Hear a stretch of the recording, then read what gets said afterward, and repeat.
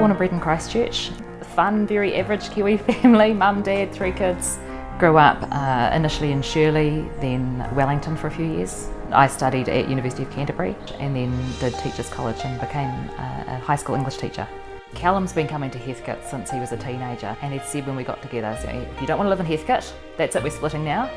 And so Heathcote it was. We used to live in a tiny cottage across the road and had always looked across the road at the old villa, needed some TLC, but it's our forever house. We just love it and we love the community that it's in.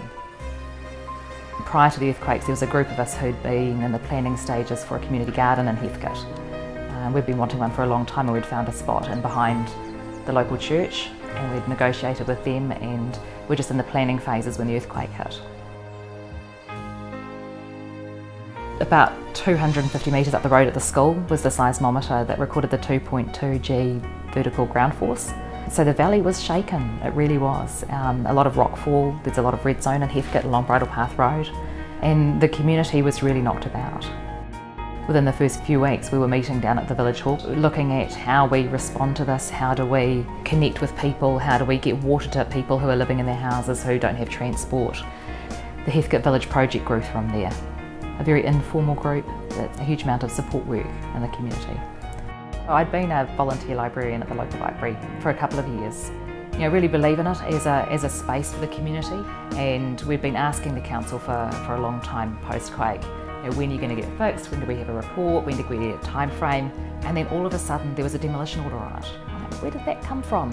And so I had a pile of papers released from council which showed that someone had asked Sarah to assess it and then chosen not to respond to Sarah within the statutory 10 days, which triggered a demolition order so that the insurance could be triggered and used somewhere else in the city. And we were gutted as a community.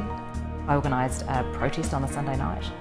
It was very much a Heathcote style protest. People brought along deck chairs, they brought along books, lots of kids turned up, and we read books for an hour. By Tuesday morning we were presenting at council, and the councillors themselves were cross that decision had been made by staff, and so ring-fenced the insurance proceeds for the rebuild of a new facility in Heathcote. It set a really strong precedent, and so other volunteer libraries like the Redcliffs Library then came to council and had their money ring-fenced as well. There's $400,000 there, and so now Heathcote's just about to start the rebuild of its combined volunteer library and community centre, which is going to be very cool. Someone tapped me on the shoulder and said, well, why don't you stand? Having gone through the process of looking at all those papers and working out the system and what went wrong, I was like, actually, I can do this. It's kind of an old-fashioned public service kind of ethos, I guess.